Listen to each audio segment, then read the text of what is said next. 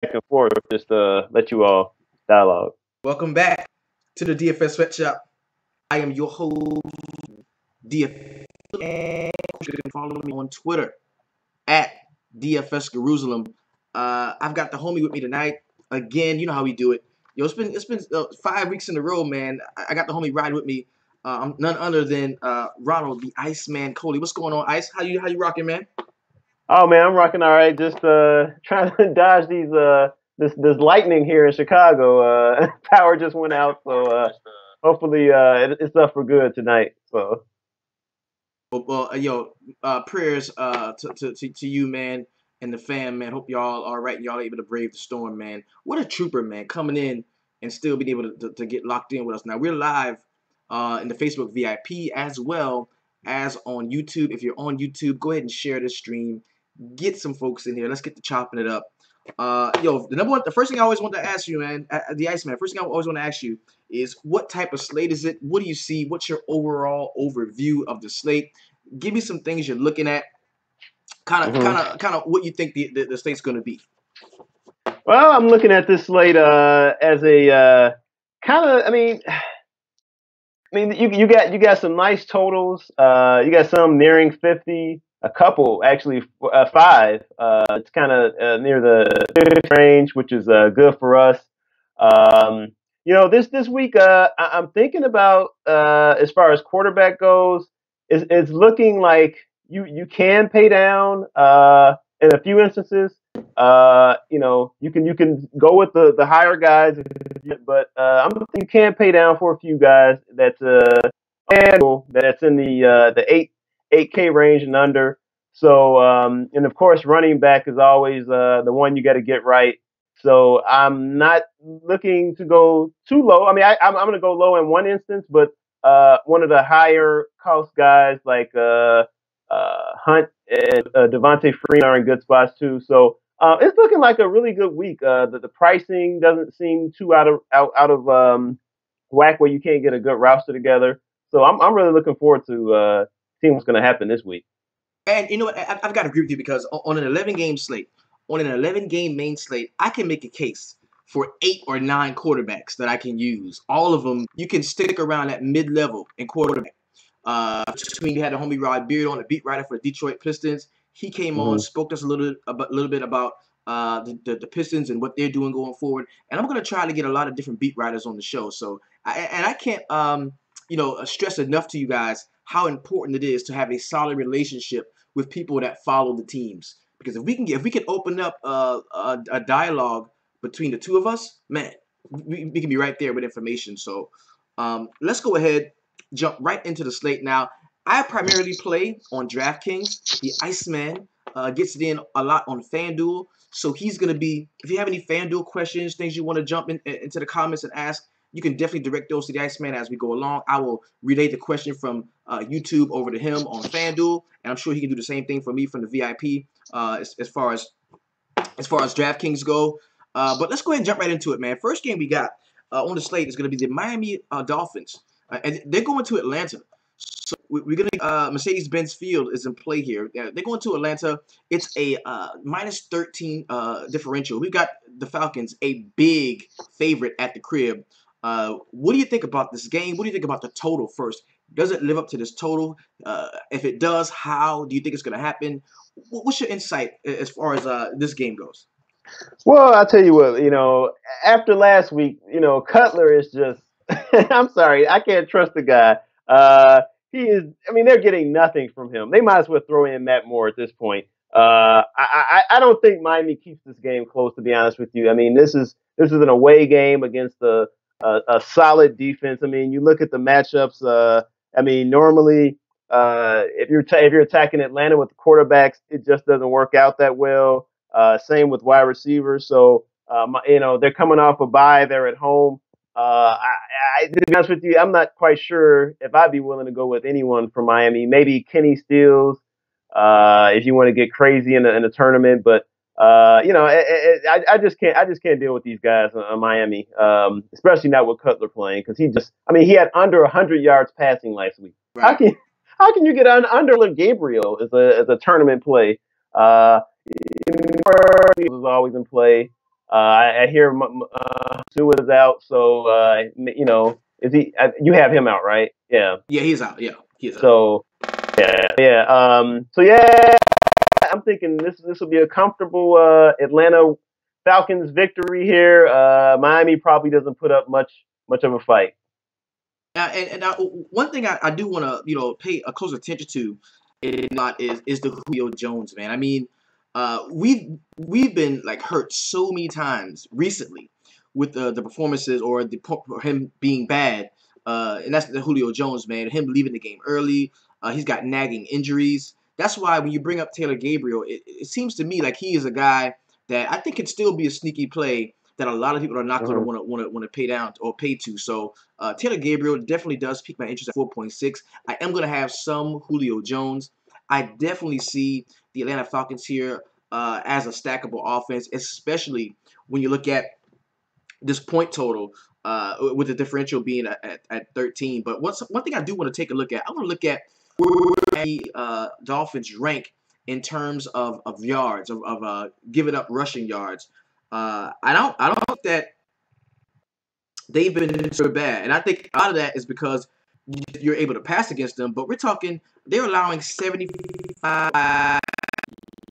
You brought up, the play of Devontae Freeman. Is that more of a pass catching, or is it a dual threat role that you're looking for him to fulfill, or do you talk about just straight on the ground rushing yards? You think he can run all over the Miami defense? Yeah. That's exactly what I'm thinking.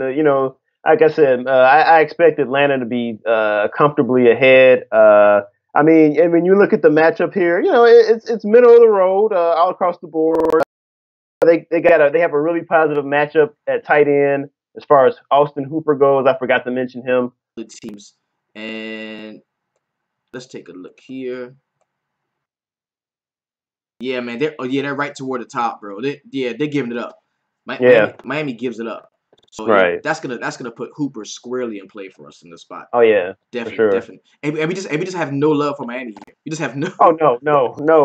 Like I said, maybe Kenny Stills, maybe, but if you want to get crazy, because Cutler, I mean, this guy, I'm sorry, like a lot of the guys in the VIP was like, this guy has no passion for the game, and it really shows. Come on, 100 yards passing, come on, man. Isn't that what Chris Carter says? Come on, man. So. No, yeah, Cutler sucks, bro. Next game we got is gonna be your Chicago Bears going to Baltimore to take on the Ravens Yep. here. We've got a lower point total. 38.5 is going to be the point total here. With the Baltimore Ravens, surprisingly, in my opinion, being a 6-point favorite in this spot. Now, we've seen Trubisky have a fairly decent game against a top-flight defense, taking on Minnesota for the first time ever starting. And do you believe in the Baltimore defense? Because if you do, you've got to put them toward the top of your defensive categories so far this week. Looking at Trubisky being a rookie, and the NFL being able to take advantage of a guy being that young, playing the quarterback position. What do you think about your Bears, man? You probably know a little bit more about them than I do, being a guy from Chicago. What do you think about your Bears here?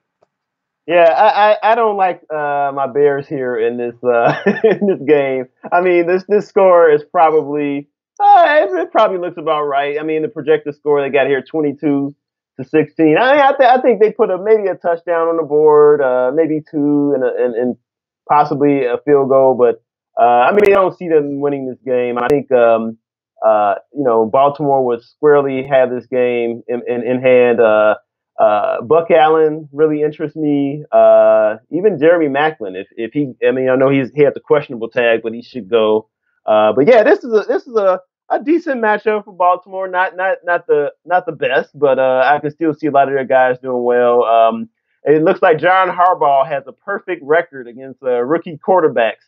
So that's a narrative you can continue to get behind if you want to take the Baltimore Ravens defense. So I mean, Trubisky, he had a decent first game. I mean, he didn't wow us, but he didn't exactly do bad. I mean, he threw an interception at the end of the game, but I mean, that's to be expected. I mean, I think obviously Baltimore is at home here. The defense is strong. They should pretty much shut down the Bears. As far as Bears, I'm looking at, it looks like Zach Miller is probably a good play. Looks like Baltimore presents a good matchup for him in terms of the tight end. Running backs, I mean, it seems to be a middle of the road kind of matchup. So, as long as they stay in the game, you could see Howard getting some carries. I mean, at the price he's at on FanDuel is not too bad, but like I said, I'm just worried about. I don't think Baltimore is going to blow them out, but I can see the game squarely just being in hand. To be honest with you, Tariq Cohen, maybe if you think they're going to need some pass catching, because I don't think he really did too much last game, and I'm not sure about the chemistry there. But I'm telling you, I think Zach Miller is definitely the one to look out for here. And you know what? To your point, man, what I'm seeing, especially in the YouTube chat, they're talking about how the Ravens D is going to be 100% chalk, and I gotta tell you, I strongly disagree with you, bro. I watched that game, and Trubisky is the real deal. In my opinion, Trubisky is the real deal, bro. I like the way they use him, how they move the pocket, they roll out, and allow him to make those short throws to build his confidence and then take shots. He is fairly mobile. He kind of reminds me, and I'm just saying, if Aaron Rodgers never sat behind like Brett Favre and we had to see Aaron Rodgers play like immediately, that's kind of what I think Mitchell Trubisky is. You know what I mean? Oh, okay. You know what All I mean? right. Like if Aaron Rodgers played immediately, like as soon as he got drafted, I think Mitchell Trubisky would be like what we would see. You know what I mean? Like he is very mobile, very aware. The defense was bearing down on him, and he still was able to stand in there and make some decent throws. I kind of like him, bro. I really do. Yeah. And for this thing, this is the only. I'm a big proponent of stacking 3 deep. Like I rarely make a lineup where I've got a quarterback stacked with one person. But I think this could be the week where I stack Trubisky and Zach Miller, and I just and I'm good. You know what I'm saying? Okay. Like All right. I kind of like that against this Baltimore defense because I'm not really scared of them, bro. I'm not really scared of them, and they don't do enough offensively to to make me think that they can beat the Bears down to where they won't be in the game at all. Like I think this could be a close game, and it's a low total. Nobody wants anything to do with it. It's a prime spot to get 2 players at very low ownership who, if they hook up for a couple of times or even hook up for 100 yards and a touchdown, I'll be good. I'll be sitting pretty. So I do like Trubisky at 5K as a cheap, GPP play, of course. And I think Zach Miller, of course, is to be the guy that I would be pairing with him. I don't like too much of anything about the Baltimore Ravens, man. I'm not going to be on Javorius Allen, but I understand why other people will. And of course, Ravens D is probably going to be chalk. I think Ravens defense is going to be like the third chalk D on this. I'm talking about Denver and maybe. It's Denver, one of the defenses we're going to talk about when we get to them, and then the Ravens. They're probably going to be like the chalkiest defenses on the slate. That's what I think. Yeah. And I think Buck Allen has a good shot to do something in this game. I mean, this is a decent matchup for him. Like I said, it's middle of the road, and they also I think Wallace might get an opportunity deep here. So watch out for him too. Oh yeah, because the Bears safeties are they don't cover the deep pass very well. Next game we got is going to be the Cleveland Browns and the Houston Texans. Now, when the week first started off, bro, this was like of course, coming off of that huge performance or that huge second half performance that Deshaun Watson had. Like everybody, he was all the rage. Oh my God, everybody. But now since we've seen the new chalk kind of rise to the top this week, which is going to be Drew Brees, we're going to talk about him in a little minute. We haven't seen people discuss the same amount of ownership that you're going to see on Deshaun Watson. And for me, I think that's kind of that was a smokescreen because I still like Deshaun Watson. We stream defenses. I mean, we stream offenses and defenses in some matters against the Cleveland Browns. We get them away from Cleveland. We get them on the road at Houston at home. They're offensively in front of their home crowd. Like, there's no way I'm not going to have some exposure to Deshaun Watson here. Of course, if you play him, you are going to be pairing him with DeAndre Hopkins, who's been priced up to 8.1. I don't have a problem doing that. That's not too rich for me. You still got Will Fuller at 5.2, another guy that I like. On the other side, if you wanted to play anybody from Cleveland, who would you play? How would you break down this game? It's a 47-point total, and the Houston Texans are a 9.5-point favorite. What do you think about this one? Yeah, well, I tell you what, Cleveland should be better with Hogan under center. I mean, he doesn't have to worry about J.J. Watt or Whitney Merciless. So Hogan, I can see him having a decent game here. I really do. This total, I think of minus 9.5 for Houston is too much. I think they're going to win, but win under that total. So I think you're looking at a closer game. Duke Johnson is in play here, and along with Ricardo Lewis, I think. So, and of course, like you said, you just mentioned Houston. I mean, Watson, he should just be putting up numbers, big Right. time numbers here. So, and you've identified all the people I would pick. I wouldn't be against picking Miller either here in this situation. I think he should have a good game because if you look at the matchups here, I mean it's a pretty much positive across for Watson especially, and then it's tight end Griffin, who should I would take a flyer on too as far as a GPP play. But I do like Miller. I mean, like I said, the matchup isn't the best for him, but if they're going to be up, they're going to use him. So I would definitely use him in this situation. And your homie brought something up that's pretty much narrative street. That I really don't follow narratives in NFL unless it's a quarterback. The quarterback Mm-hmm. I think is the only one that I can like entertain narratives with. And the homie did bring up that Deshaun Watson was passed over by the Cleveland Browns and should have been the first pick in the draft, right? Mm-hmm. Yeah. So hey, that may be something to that. But the quarterback is the only one I even pay attention to a narrative from. That's it. I'm not nobody else because that's the guy that controls and touches the ball on every snap. What do you think about Ryan Griffin here at 4K on DraftKings? I'm not sure what his price is on FanDuel. What do you think Mm-hmm.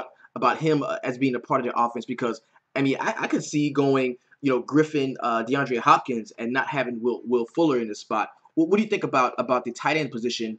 Because we have been streaming tight ends against the Cleveland Browns too. Mm-hmm.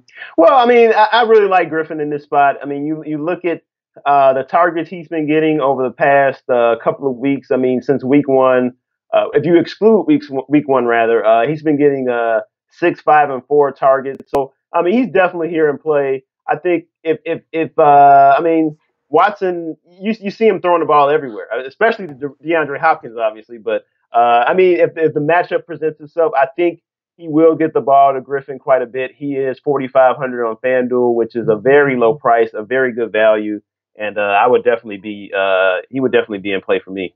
Wonderful, wonderful, Yeah, wonderful. yeah. We got is going to be the Green Bay Packers and the Minnesota Vikings. And by the way, that Houston defense was the other chalk defense I think is going to be. I think everybody's going to first own Denver, then the Ravens, and then Houston. That's what I think. All right, so next game we got is going to be the Green Bay Packers going to Minnesota, man, going to the Superdome to take on the Vikings. It's a 44.5-point total. We've got just 3 points separating these teams, and Aaron Rodgers at 7.3, Case Keenum at 5K. We know we're not going to see Sam Bradford here. Now, are we scared of the 300-yard game, 3-touchdown game that Case Keenum had? Can we not play the Green Bay defense against this team? You got Jarrett McKinnon at a running back. You got Latavius Murray, who averages like 2 yards in a cloud of dust per carry. Mm-hmm. For me, I think Green Bay is one of those defenses that you can play this week and going to be extremely low owned. People are going to be kind of scared to play them. I think this is a low scoring game. I don't even respect the 44.5 point total here. What do you think about this one? Yeah, I mean, you look at the last game they had; it was what 17-14, Exactly. Minnesota. So, I mean, like you said, man, it looks like this point total might be a little out of whack. So while I mean, Aaron Rodgers is always capable of putting up big numbers, but I just can't pick him here in this spot, especially against Minnesota at home. I mean, if you just look at the last few games he's played here, it's just the numbers just won't add up to what his value should be considering his salary. So I can't go here for Aaron Rodgers. On the other side, I mean, you're always looking at McKinnon.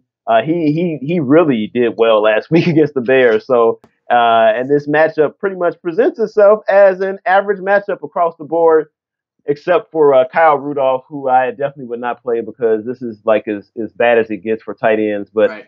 yeah, everyone else, I mean, they would be in play for me. I wouldn't be opposed to using them. Although I definitely wouldn't use them in cash. But McKinnon is still somewhat cheap on FanDuel. He is 5,600.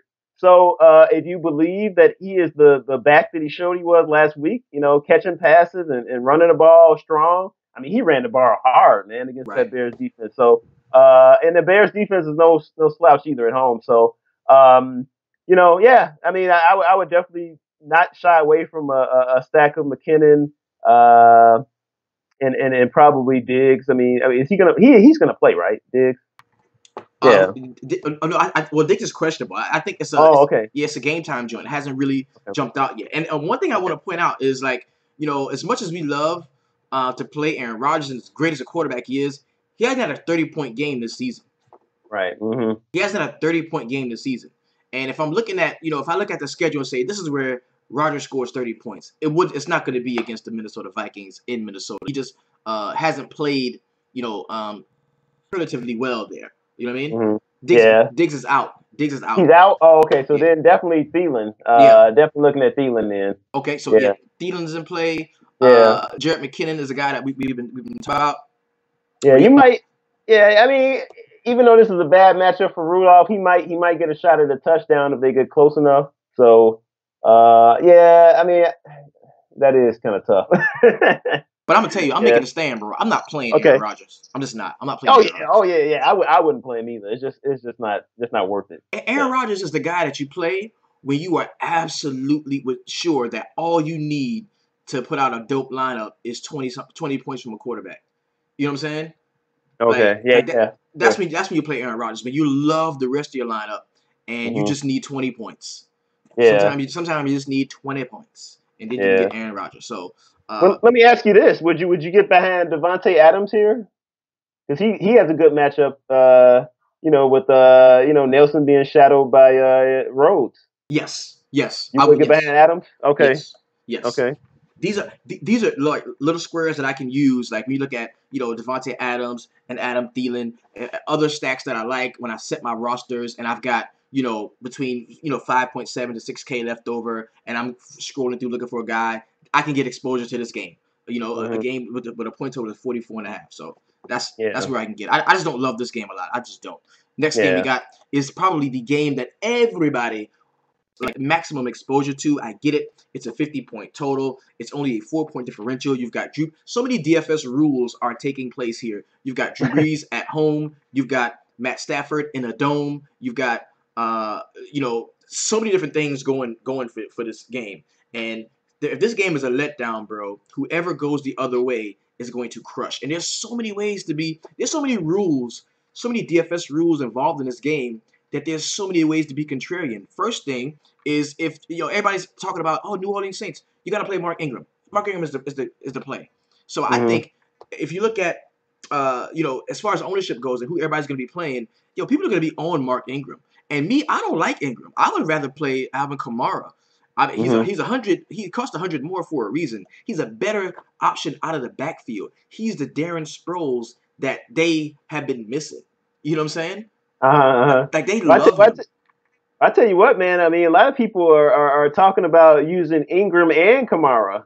I don't know if you've been hearing that. That's been going around, man. I've been hearing that. Okay. I've been hearing that. Yeah. So if you want to be contrarian, but you still want to lay hold to the chalk, you can. This is a contrarian chalk play. Is to play Breeze and Michael Thomas and not play Mark Ingram. Like not playing Mark Ingram would be contrarian as fuck. You know what I'm saying? Even though I'm gonna highlight him because he's a guy that is also in play. If you like Willie Snead at 4.7, he's a guy that you can get behind. Kobe Fleener, who has a solid matchup against Detroit. Detroit is not that great against tight ends. That's the way you can go. Oh yeah.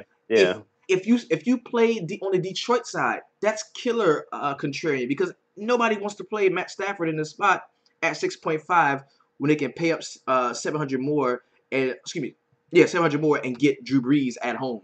And people don't understand though. Yo, Stafford can sling it, bro, and I kind of like him a lot too. Oh yeah, okay, all right. Well, I'm gonna go against you on that because I believe with the Saints coming off a bye, their defense has been a lot more improved, even though it's been against Miami and another team. But I mean, the Detroit offense has been kind of scuffling here. I mean, I have it written down here. The Lions have posted one of the worst yards per play differentials in the league. So probably their talent is a little bit lower than their record indicates. So I just believe here that Stafford is really been. I think he was even questionable in this game. I know he's going to play for sure, but Mm-hmm. he's ailing with something. So whether or not that's going to affect his play is another story. But I can definitely see Golden Tate getting in for a touchdown here. I mean, they're going to score some points, but how they're going to do it is going to be the story here. But as far as matchup goes, yeah, I have one of my top stacks this week is going to be a New Orleans stack.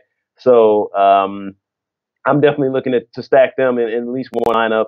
And I mean, like I said, this matchup is really it's really not that great for New Orleans in terms of because Detroit is a decent defense. You got to give them that. But this game here, I think it'll be a little less scoring than the point total indicates. And this is why I'm not a fan of. This is why if I had to choose between Kamara and Mark Ingram, this is it, because Detroit Lions, man, they only allow 74.6 rushing yards per game. They've only allowed 3 rushing touchdowns so far this season. Like, this team is not that bad against the run and scoring, and they're just so bad against the pass that you can score against them passing. You see what I'm saying? And I think that opens up a lot for here. And I think that people that play Ingram over Kamara are going to be very disappointed. I mean, you got to take a stand somewhere. You can't play everybody. Right, exactly. I got to keep. I don't have the bankroll to everybody. You know what I'm saying? Right, yeah. And then you look at what New Orleans and what they do against the run. They're not super bad, but I mean, 109.5 rushing yards per game is what they allow. They've only allowed 2 rushing touchdowns, and that's because they've been so bad against the pass as well.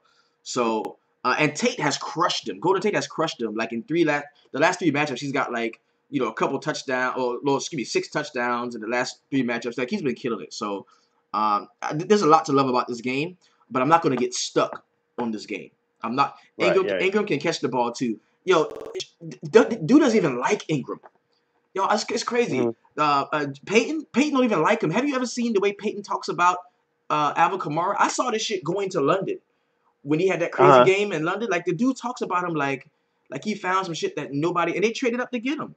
Like, they're gonna feature that dude, bro. Telling you. Next game we got is that's my take a stand on player. Like, play that fucking dude, bro. Next game we got is gonna be I'm sorry, I'm cursing. I'm sorry. Get a little excited. I'm sorry. My bad. Next game we got is the New England Patriots and the New York Jets. We've got Tom Brady at 8.3. Nobody's talking about playing Brady. Everybody is talking about how great Brady is. Nobody's talking about playing Brady. We got Josh McCown going against the worst team in the league, the worst defense in the league against the quarterback position. What do you make of this game? Can you trust the 47.5 point total? The differential is huge. What's up with this game? Well, I'll tell you what. The defense looked a little bit better last week against Tampa Bay, but they still gave up over 400 yards of offense. So, come on. I mean, the Jets are clearly in play here. And in fact, obviously, McCown, you can just check off right now. You can highlight him. So, McGuire might get some play as well. Robbie Anderson. So, I mean, obviously, and Jenkins as well. So obviously, this is they're going to put up some points here. If not just some people think they might even surprise in this game and win. I don't know why, but I wouldn't go that far. But Brady here, I mean, he's got a little bit of a he's got a good matchup here again going against the Jets. I mean, they aren't limiting the quarterbacks that much, and of course, Tom Brady is Tom Brady. Yeah, he didn't look like Tom Brady last week, but still, the guy can put up numbers. We all see it.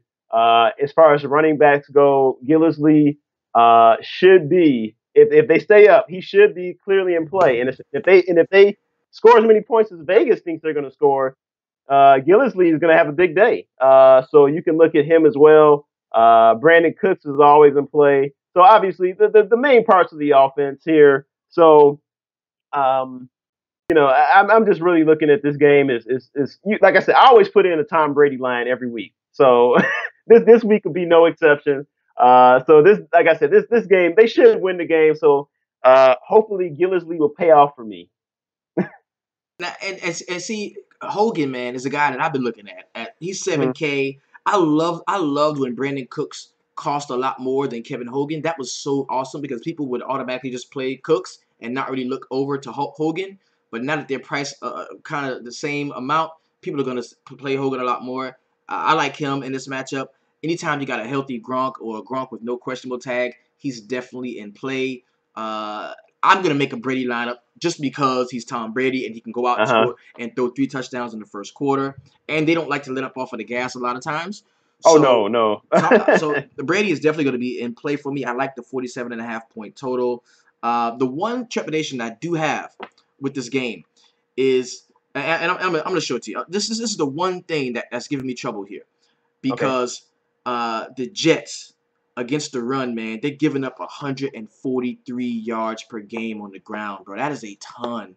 Like they suck against the run, and we know Belichick does. He throws a couple of jabs, body blows with the run game. You know what I'm saying? It's just to kind of lull him into sleep, and then he hits him down the field.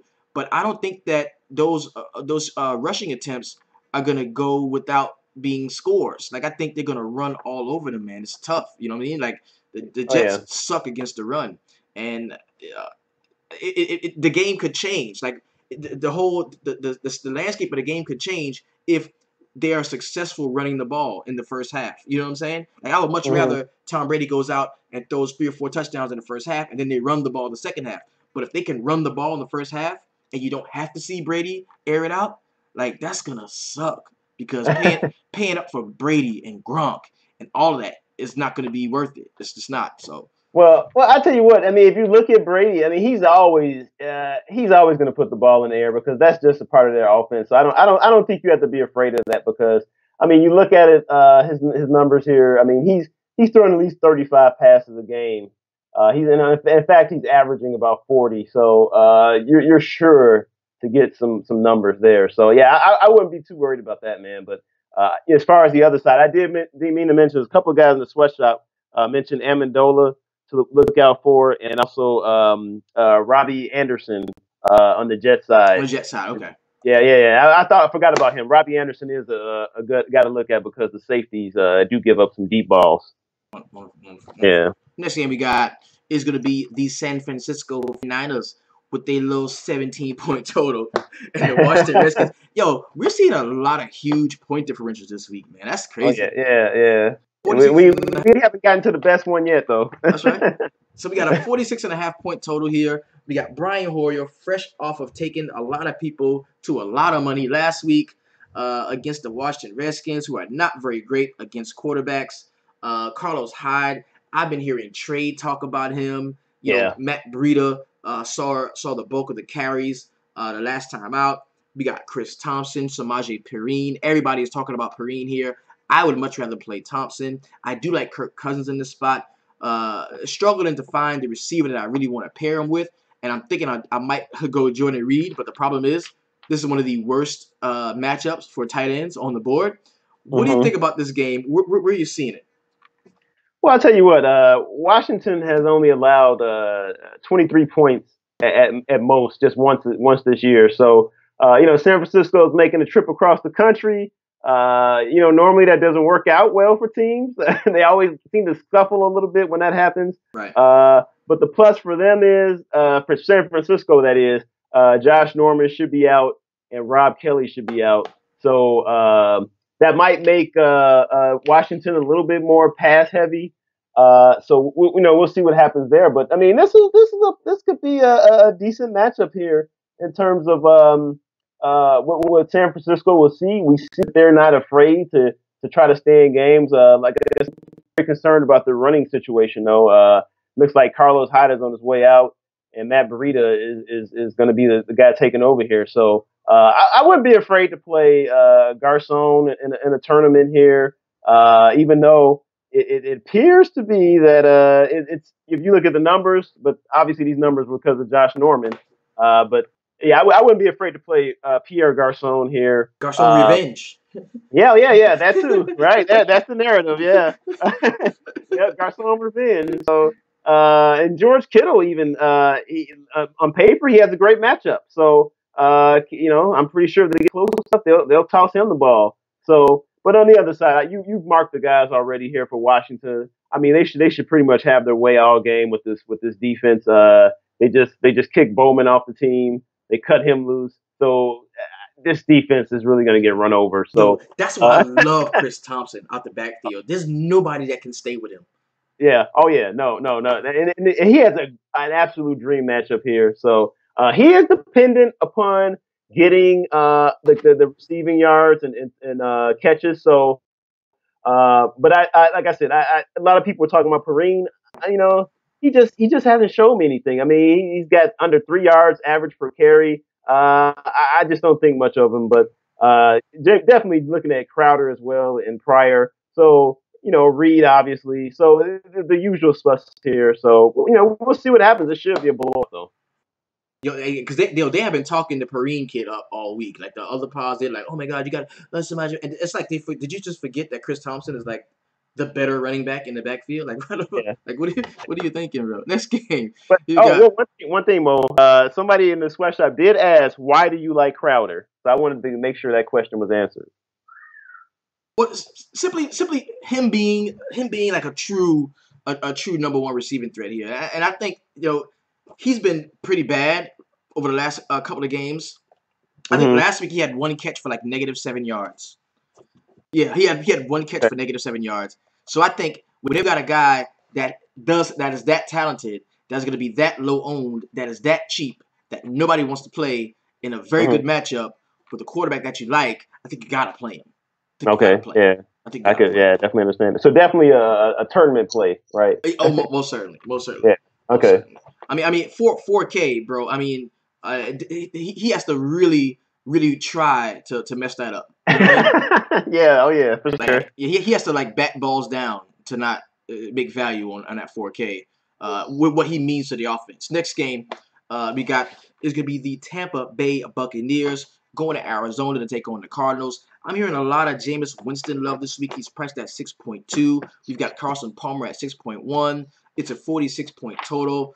We get Doug Martin back, albeit not in a great matchup for the running backs here. But we do have Jameis Winston with Mike Evans here, who's probably going to see a lot of shadow coverage from the homie. So I think that's going Hmm. to shift a lot of the coverage immediately to people like Deshaun Jackson, maybe Cameron Brate, or even Adam Humphries in some spots. What do you Uh think huh. about this game? What do you see? What do you see your butter being your bread being buttered in this game here? Well, I tell you what, I really like. I think Arizona could be a stack here for me. Tampa defense is giving up over 400 yards per game. Wow. So over 400 yards per game. So although a lot of people are talking about Palmer is not that good, he's washed up.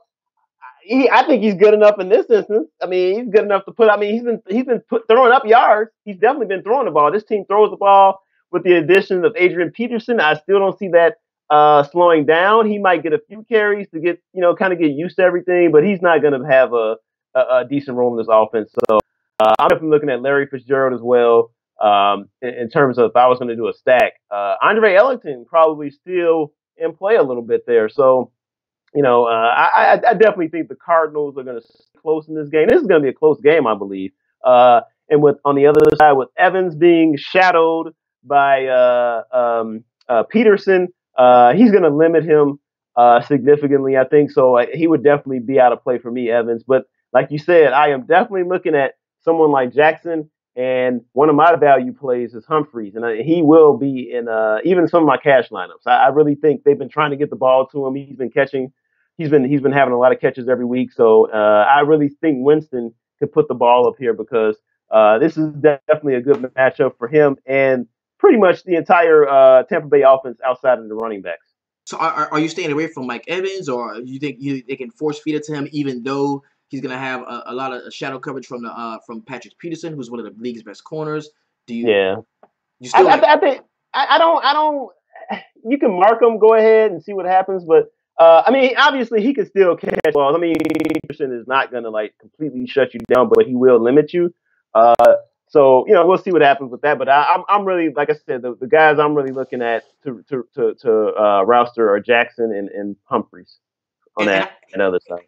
And as far as Arizona goes, I got to remember this is only a 1.5 point differential. I Oh want to yeah. play. I want to play John Brown, J.J. Nelson, and Jerron Brown. They seem, those little shell games, like the cardboard. Like that's what they seem like to me. It seems like the three of them are like a little shell game. Like I don't know. Yeah. You know what I'm saying? Yeah. Like, John Brown 4,500, J.J. Nelson 44, Jerron Brown 4.9. Like I don't know who to play, bro. Like it's like a little shell game. They all seem like the same guy too. I mean, I don't know. I mean, yeah, like you said, I don't know who to play here, but I tell you what, man, I think this is Carson Palmer's week to make 3 times his value. I mean, more than 3 times his value, rather. Right. I mean, because you get 20 points from him, that's pretty much what you need. You're good there. You're good there. Yeah. Awesome. Is going to be the Los Angeles Rams and the Jacksonville Jaguars. We got Jared Goff at $5K, priced all the way down. For those of us that have been not willing to believe that the Jacksonville Jaguars defense is a real thing, they gave them to us in week 1. We kind of ignored it. Yep. We played them in week 2. We got scared when they ran up on Pittsburgh and they threw egg on us. Like, is this a real deal defense? And if they are, can you play them against the Los Angeles Rams here? Well, I'll tell you what, the Jaguars are really playing some outstanding defense here. I mean, we see what they did last week, Big Ben. This time they're at home against, the Rams are an above average offense. They're not bums or whatever, but, something has to give. But I can tell you what, you can never trust Blake Bortles ever in your life. So, never would I ever play him. So, but as far as the matchups go, this is a decent matchup for Gurley here. Whether or not he gets it done after what we saw last week, that remains to be seen because Jacksonville is going to try to control this game by running the ball, and Fournette can really get his numbers in. But I'm just a little concerned that they might be he might hit the rookie wall here coming up because he has been running the ball a lot. They've been using him a lot, so we'll see what happens. But yeah, as far as Fournette and maybe the defense is as far as I would go on that team because you just can't trust them enough offensively to do much outside of that. On the other side, I would just trust Gurley pretty much, and that might be it. and I want to show something, man, because there's 2 running backs that I absolutely love this week, and Leonard Fournette is actually one of them. And what I want to take a look at. All right, so we look at who's get up versus the position, and let's take a look. All right, so we got the Rams. They're 6th in the league in terms of giving it up to running backs.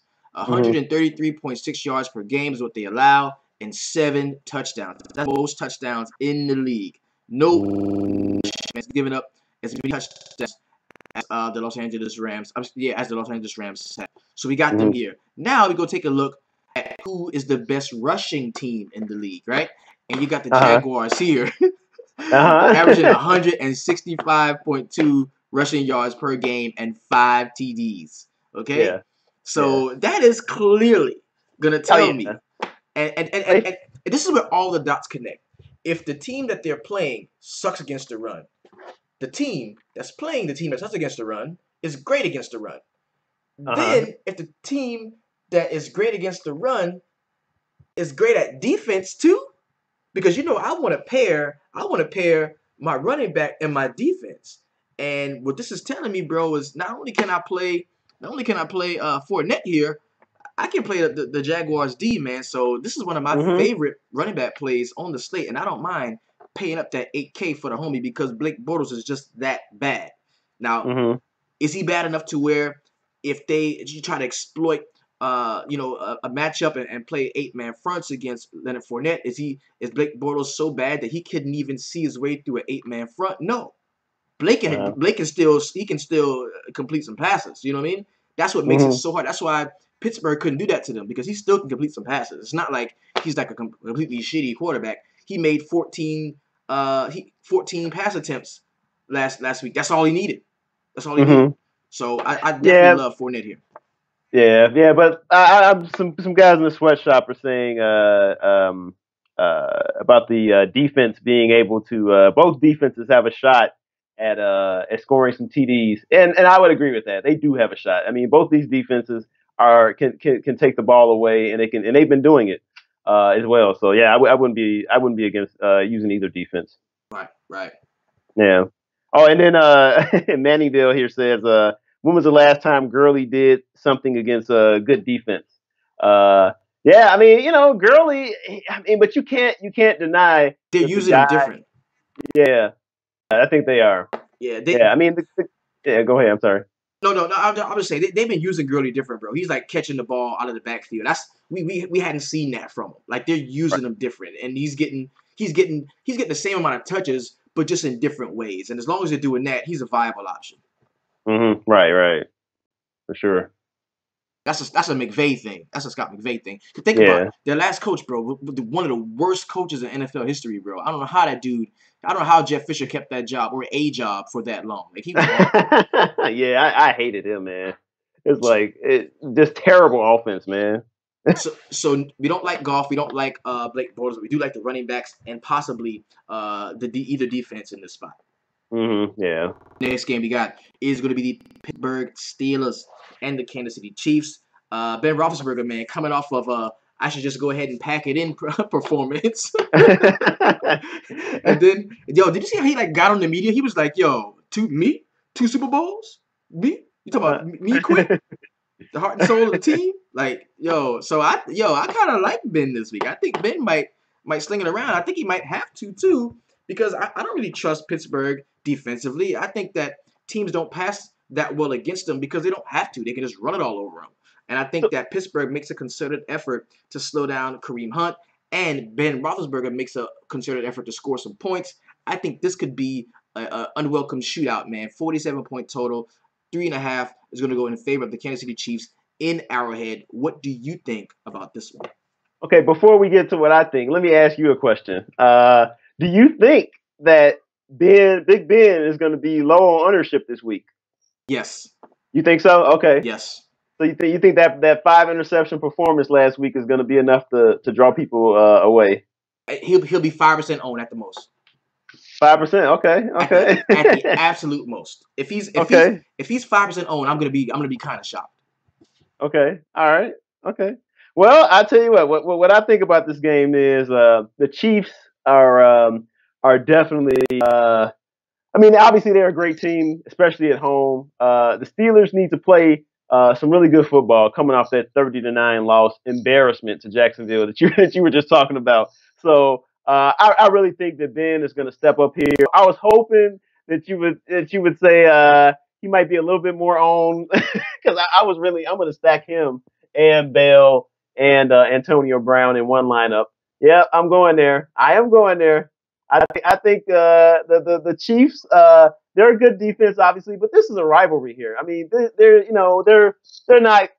Pittsburgh has to show something at this point because a lot of people are even questioning Mike Tomlin's job. I mean, I don't know if it's like official or whatever, but a lot of people are saying this guy needs to go. You know, he's one of the longest tenured coaches as well. So after a while, what have you done for me lately? So and especially with all this stuff going on, so. I'm really looking at these three guys to do some damage tomorrow. I know I've been hearing a lot about Juju Smith, but Ben wants to get that's what I said. Ben wants to get Eli Rogers in there. That's the guy he wants back in there. So we'll see about that. But I mean, if you look in terms of matchup, it's a good matchup for Ben here. He should be able to put up some numbers. KC, Alex Smith is going to struggle here, so. They might have to be forced to run the ball a little bit more and throw to Travis Kelce as much as they can. So I'm not looking at Alex Smith in this game. He's been a good quarterback this year too. Nobody can deny that. He's been putting up some good numbers. So, but I'm not on him in this game. So yeah, definitely Kareem Hunt. He has a great matchup here. He can probably run for at least 125 and possibly 2 touchdowns if they can move the ball well. I'm gonna give you one of my biggest reasons for wanting to play Pittsburgh here, and Mm-hmm. it's the fact that the Chiefs are undefeated. Yeah. And they've got to lose a game at some point. At some point, they're not going to win 16 games, bro. And we've seen this, over and over. Like, they're not going to win 16 games. At some point, somebody's got to beat them. And who better than a mad active media, Ben Roethlisberger, who's been questioned and called out, Antonio Brown, who was mad and went out and scored 25 DraftKings points. You got Martavis Bryant with Juju Smith-Schuster like nipping at his heels for that second spot. So I like Pittsburgh in this spot. I think they can win this game. If they don't, I think it's going to be a shootout, and they may just come across the line second. But I like Pittsburgh here, and I like Ben Roethlisberger. Kareem Hunt is a guy that I will be targeting from Kansas City. He could be a solid pivot from lineups where I have Fournette. But I definitely think that Kareem Hunt is good spots, very solid spot for him, as well as maybe some Travis Kelce at 6.1. The last game on the slate, and a game that I don't think is going to get a lot of love. I don't think this game is going to get a ton of love. This is the Los Angeles Chargers and the Oakland Raiders here. I'm going to make a bold call, bro. Okay. Here we go. Derek Carr, point per dollar. The best point per dollar play on the slate. Okay. All right. Tell me why you think that. Number one, they're at home. We look at the Chargers and how bad they have been, giving up points. The Giants with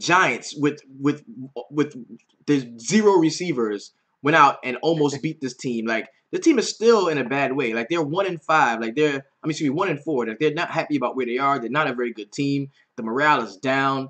The Oakland Raiders at the crib. You got Marshawn Lynch, who I really don't love in this spot. Amari Cooper is only $5K in this spot. People are mad. They hate Amari Cooper. They don't want to play him. This is a perfect place for a Derek Carr, Crabtree, Amari Cooper stack, and it just goes ham.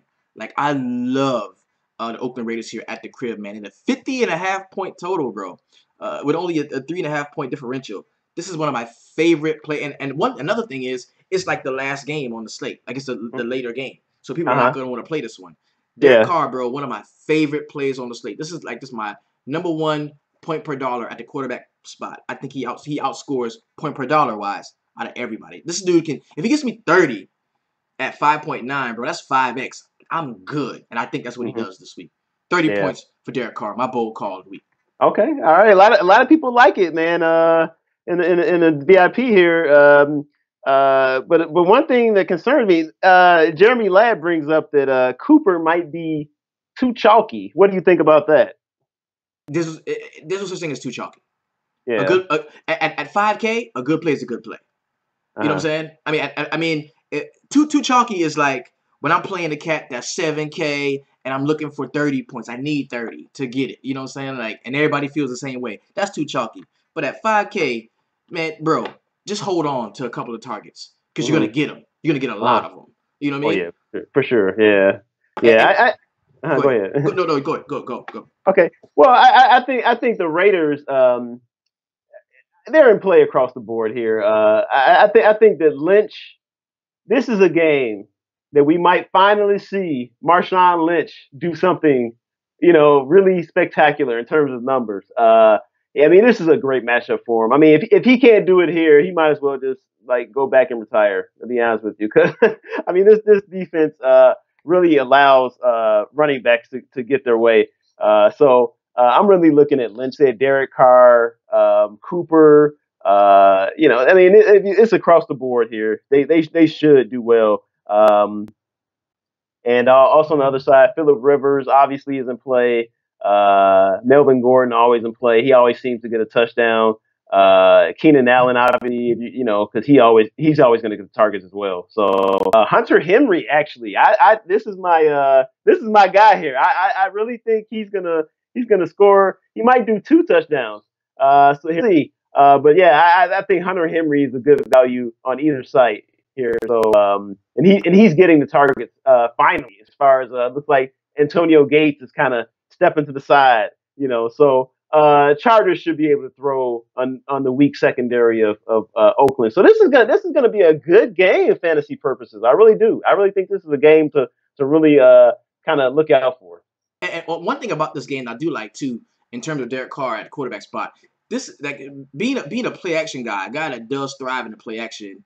I love the fact that the Chargers are one of the worst teams in the league, or actually the worst team in terms of yards per game when it comes to the run. Like they give it all the way up to running backs. 161 yards per game and 4 TDs is what the Chargers do give up, and I think that does set Carr up very well to throws down the field and get some of those guys open on those deeper routes using the play action. So another reason why I love Carr.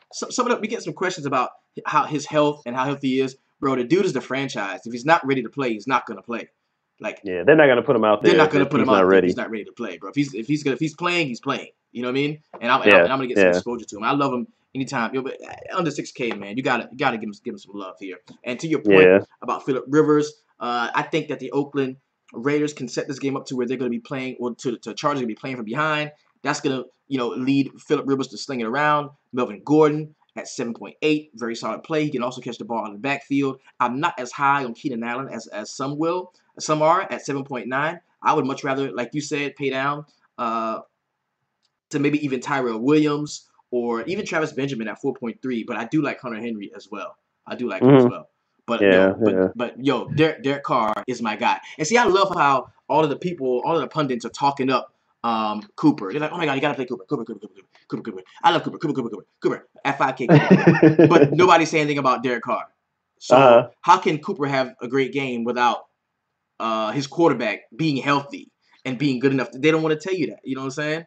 They don't want to tell you that. So so what do you think about Crabtree? Do you think he has a shot to do something in this game? I'm seeing a lot of people talking about him as well in the VIP. That's where I would go. Like I like Carr so much.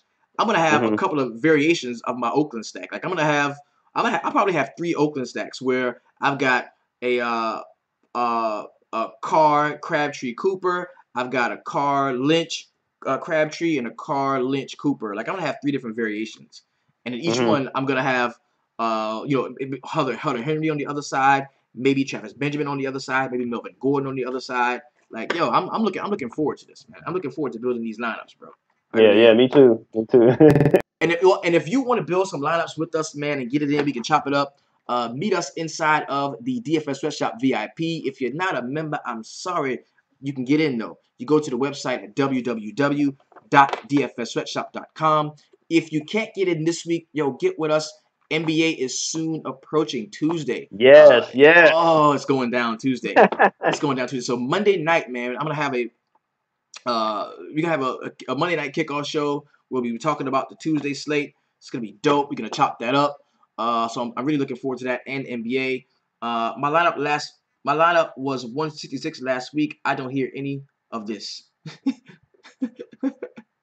Play Crabtree, you won't regret it. Cooper will be at least 15% owned. Watch Cooper be 15-20% owned. Yeah, and all of that stuff, it sounds that way until watch when you see it, bro. Because there's some plays, there's some plays that you think, oh man, it's gonna be the chalk, it's gonna be a chalk. But then when you look at it and it's your turn to click yes or no, you don't play him. You're not the only one that's doing that, bro. Oh yeah. But you know what, man? These late games are always lower owned. I don't care who's playing. They're always lower owned. Don't ask me why. Maybe people just think that something's gonna change or something. I don't know, but I mean, these late games are always lower owned. Nah, cats want to see they want to win their money at 4 o'clock. They want to be counting $1 million. That's what it is, man. You don't count it until that last second goes off with that last game. I tell you what, last year I was so mad, man. I was in first, and then Denver sacked Andrew Luck twice in the last minute, and the people who had Denver's defense jumped ahead of me, and I lost $2,000. I went from first to like 8th or something like that, and I was so mad, man. I thought I had it locked up, man. I was counting my money. Yeah, and I really wish Giants game was on the slate because I'm a New York Giants fan, and I know we are like the worst team in football. And oh my God, I would have been so stuck all over Denver, bro. I'm so mad that the Giants game isn't on the slate. That pisses me off. Yeah, for FanDuel, man, that's my defense that I'm rolling with in most of my lineups. So So and actually, why don't we chop that up too? Just chop that up okay, on field too, because Eli Manning sucks this year, and uh it's not him sucking. It's like the offensive line, the running game, the predictability of the play calling. It's horrible. Okay, just huh. bad. All right, and then we got Trevor Siemian, who I absolutely love on FanDuel. Like that's my starting QB on FanDuel. I love him at 7.5. C.J. Anderson, of course, a guy that's in play. AJ Derby here at 4.6. You gotta love him in a spot that he is in, going against the New York Giants, who is the worst team in the league against tight ends. I can't play anybody from the Giants. I just can't. No Sterling Not Shepard. I can't. not even Ingram. Not even Ingram. I don't. You don't think he could get something done? I mean, he's like the only guy that Manning might.